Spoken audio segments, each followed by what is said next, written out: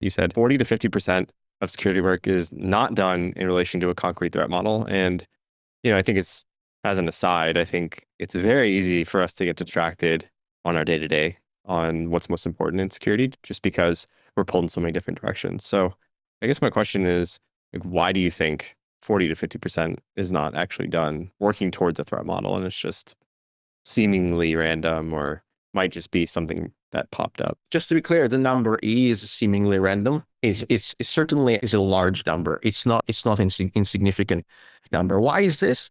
Because it tends to be easier. So, first of all, there is an obvious question of determining the threat model. Now, let's talk about sort of, elephant in the room, right? Like tons of security teams, organizations, subparts of organization work without one.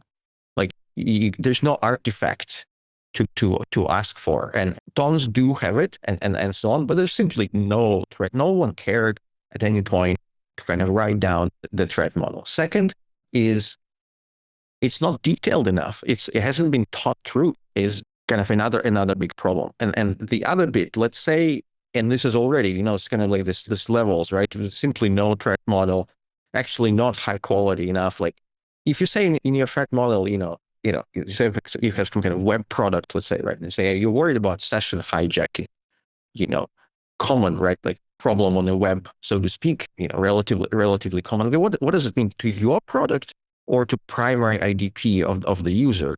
Which ones are you worried about? Then there's tons of other variables that go into it and so on. So you can't just say that. It needs to be more detailed than that. But of course, you can't also spend paragraphs and paragraphs on the session hijacking because, now your threat model is 60 pages.